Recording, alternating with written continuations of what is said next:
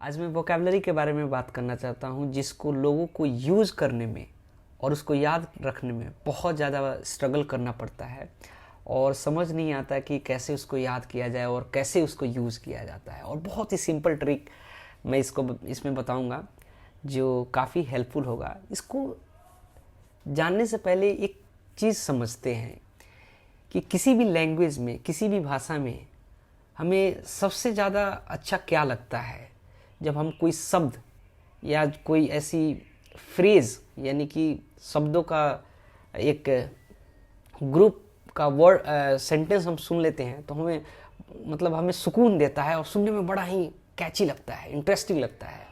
For example, society के एक दोस्त के साथ मैं बात कर रहा था और अचानक से उसने हिंदी में ऐसे बोला किसी को देख करके कि यार देख करके मन चंचल हो गया। तो मन चंचल हो गया, ये सुनकर ही एक बड़ा ही अच्छा लगा कि ये शब्द उसने कहाँ से लाया, मतलब है ना, और सुनने में बड़ा ही सुकून दिया। मैं एक दोस्त से बात कर रहा था, उसने बोला कि आज बात करके मज़ा आ गया, आज की शाम सुहानी हो गई। अब शाम सुहानी हो गई ये कुछ और बोल सकता था, लेकिन सुहाना यहाँ पे वर्ड जो है सुहानी, ये सुनने में अच्छा लग रहा है ना। इसी तरह सफलता के शिखर पे पहुंच जाना, यानी सफलता का शिखर पे, ये एक शब्द है, एक फ्रेज है जो बोला गया है ये बताने के लिए कि अपनी सक्सेस के लेवल तक पहुंचना। तो मैंने सोचा कि हिंदी हो या इंग्लिश हो, जब हम शब्दों को सुनते हैं एक करेक्ट वे में यूज़ करके, जो अगर शब्द या जो फ्रेज यूज़ हुआ होता है अगर करेक्ट वे में, तब हमें इंटरेस्टिंग लगता है। ज़रूरी नहीं है कि एडवांस वोकेबलरी यूज़ किया गया हो, लेकिन जिस तरीके से वो शब्द और जो फ्रेज यूज़ किया गया है कॉन्वर्सेशन में, वो ज़्यादा इंटरेस्टिंग लगता है। उसी तरह इंग्लिश में है, जो जब आप इंग्लिश के वर्ड को आप प्लेन कहीं पे यूज़ कर दोगे किसी भी सेंस में, तो शायद वो फील नहीं आएगा, वो फील फैक्टर नहीं आएगा, वो सुनने वाले के लिए, यूज़ करने वाले के लिए ये अच्छा नहीं लगेगा। लेकिन उसी सेंटेंस को, उसी वर्ड को अगर एक करेक्ट फ्रेज में आप यूज़ कर रहे हो तो वो आपको याद करने में भी आसान रहेगा और यूज़ करने में भी आसान रहेगा। फॉर एग्जाम्पल, एक वर्ड मैंने सीखा, पिगी बैक। पिगी बैक ये वर्ड मुझे पता नहीं था, तो मैंने जहाँ पे यूज़ किया गया था, मैंने पूरा सेंटेंस तो याद नहीं रखा, लेकिन वहाँ पे यूज़ किया गया था पिगी बैक राइड। मतलब होता है जब हम बच्चों को पीठ पे ऐसे उठा करके घुमाते हैं, तो ये पिगी बैक राइड है, ठीक है। तो वहाँ पे सेंटेंस था, I want piggy back ride और गिव मी ए पिगी बैक राइड। तो वहाँ से मुझे सारा का सारा सेंटेंस याद करने की ज़रूरत नहीं थी, मैं सिर्फ पिगी बैक राइड याद किया और मुझे वो सिचुएशन दिमाग में बैठ गया कि ये किस सिचुएशन में यूज़ करना है और इस वर्ड का मीनिंग क्या है। तो मुझे स्ट्रगल नहीं हुआ, मैं दोबारा यूज कर सकता हूँ। उसी तरह फ्रेज के मामले में और भी हम फ्रेज ले सकते हैं। फॉर एग्जाम्पल, यहाँ पे मेरे बॉस ने एक सेंटेंस यूज किया, I don't want to keep you here for way too long. अब यहाँ पे वे टू लॉन्ग एक फ्रेज है। अब ये फ्रेज को बनाने के लिए या तो मुझे पता होना चाहिए कि इसका मीनिंग क्या है, तब मैं इसको यूज कर पाऊंगा। लेकिन यहाँ पे जिस हिसाब से यूज हुआ है ये बताने की कोशिश किया गया कि ज़्यादा लंबे समय तक मैं तुम्हें इंतजार यहाँ पे रखना नहीं चाहता हूँ। तो वे टू लॉन्ग मुझे अगर नेक्स्ट टाइम यूज करना है तो मैं यूज कर पाऊंगा, क्योंकि मुझे इसका मीनिंग पता चल गया है। इसी तरह बहुत सारे हैं, आप वर्ड को याद मत कीजिए। एक मैं पार्क में घूम रहा था और वर्ड लिखा हुआ था प्लक, तो प्लक वर्ड सिर्फ प्लक लिखा नहीं था, उसके साथ में एक सेंटेंस लिखा हुआ था, डोंट प्लक द फ्लावर। ठीक है, डोंट प्लक द फ्लावर। अब मैं प्लक वर्ड मीनिंग सर्च करता और फिर उसको फाइंड करता, याद करने की कोशिश करता, तो याद नहीं होता। पर मैं उस सिचुएशन से याद किया कि डोंट प्लक फ्लावर का मतलब है कि फूल मत तोड़ो। तो यहाँ पे प्लक मतलब तोड़ना और डोंट मतलब कि नहीं तोड़ो।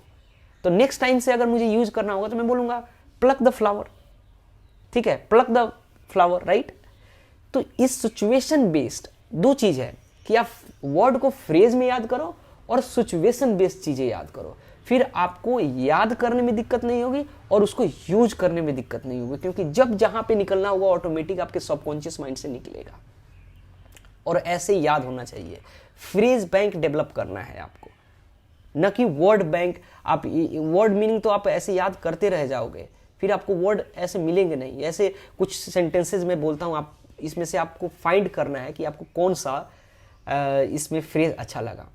जैसे मैं यहाँ पे कुछ बोलता हूँ, what's happening there, nothing, just usual things. Are you sick, yes, don't worry, you will get over it soon. Next sentence है, my boss pats me on my back for good work. Don't be disappointed, keep hustling, you will succeed. Okay, you have got a cold, ठीक है, और you have caught a cold. अगर next time से मुझे बोलना है कि मुझे सर्दी हो गई है, तो मुझे याद नहीं रखना है कि कोल्ड को कैसे यूज करना है। मुझे पता है कॉट अ कोल्ड बोलूंगा या गॉट अ कोल्ड बोलूंगा, ठीक है। इस तरीके से आपको वर्ड को याद करना है फ्रेज में, न कि एक वर्ड मीनिंग के तौर पे। हम कोई भी ऐसा वर्ड नहीं बोल सकते जिसको हमने कभी सुना नहीं हो और उसका यूज नहीं देखा हो, कभी बोल ही नहीं सकते। हमें उसका वर्ड का यूज कहीं ना कहीं सेंटेंस में देखा होगा, सुना होगा, इसलिए हम बोल रहे हैं।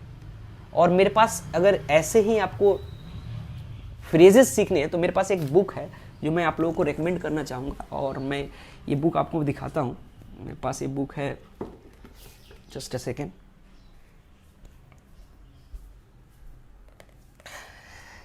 हाँ, ये बुक है, बहुत ही अच्छी बुक है, इंग्लिश कॉन्वर्सेशन प्रैक्टिस की। इस बुक में किसी भी पेज पे खोलिए, आपको एक सेंटेंस कंस्ट्रक्शन के साथ में उसमें वर्ड मिलेगा और फ्रेज मिलेगा कि किस तरह से सेंटेंस कंस्ट्रक्ट हुआ है। फॉर एग्जांपल, मैंने नया एक पेज खोला और इसमें लिखा है, don't you work every Saturday morning, no we don't, just on occasion, ठीक है। अब ये कब मैं सेंटेंस बोलूंगा, किस सिचुएशन में? मैं किसी से पूछना हूँ, क्या तुम हर सैटरडे को मॉर्निंग में काम नहीं करते हो, ठीक है।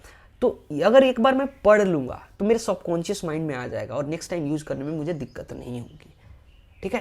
तो इस तरीके से आप वर्ड मत याद कीजिए, फ्रेज याद कीजिए, ठीक है। और ये बुक आप चाहे तो ऑनलाइन अमेजन पे ऑर्डर कर सकते हैं। मुझे कोई प्रमोशनल पैसा नहीं मिला, I am just sharing my suggestion for your help to build phrase bank, not a vocabulary bank. Phrase bank is required, remember, and situation based phrase is required. I hope कि ये tips आपको useful लगा होगा.